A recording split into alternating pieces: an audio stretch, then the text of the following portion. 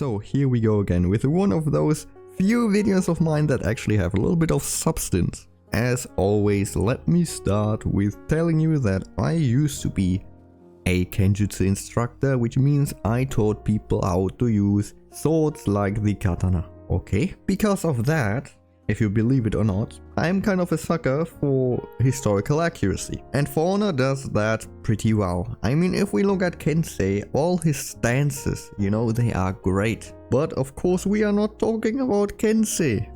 No. Today we're talking about Aramusha. But really quickly, before we jump in, we do have a Discord server that I do try to grow right now.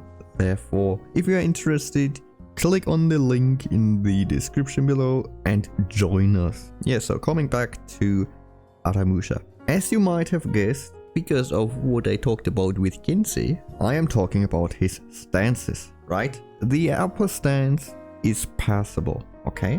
The sword that is pointing forward, okay, that's great.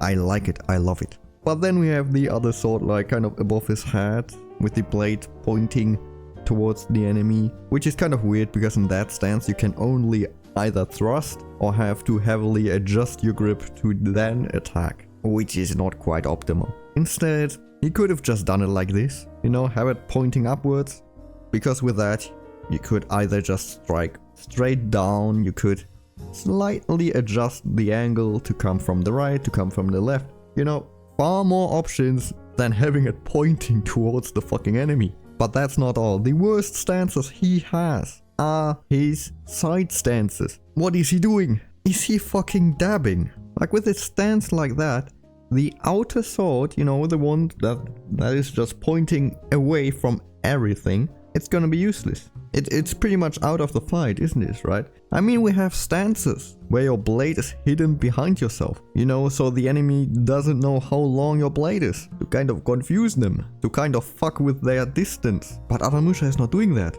He's just pointing to the side.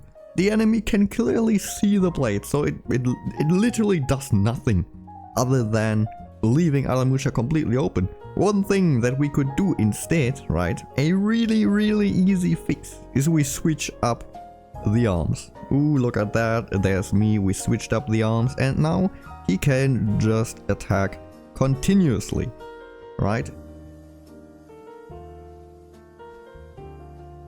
Excuse my shitty technique there, the sleeves I have there are kind of too long. I fucked up the measurements and now my sword hilts keep getting stuck in the sleeves, which completely fucks over my technique. But that aside, from that position out, you know, yeah, it's always coming from the right side, but you can change the angle of the strikes. And neither of them are getting in the way of the other one, like it would be with the other dabbing stance. It also just looks a lot better if you ask me, but that's kind of subjective, so take it how you want. Or they could use a stance like this. You know, it's kind of more defensive in the way that both swords are pointing at the enemy, so you kind of have your safe space where the swords are.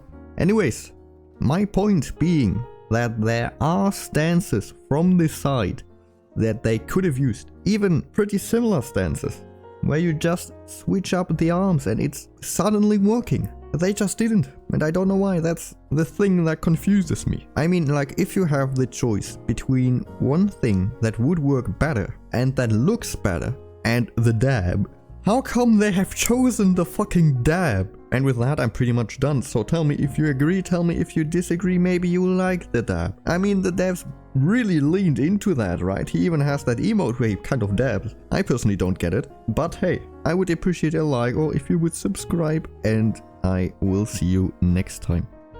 I love this guy. This Kiro. Yeah, Kuro's awesome. He's awesome. Yeah. Kuro, no one appreciates you.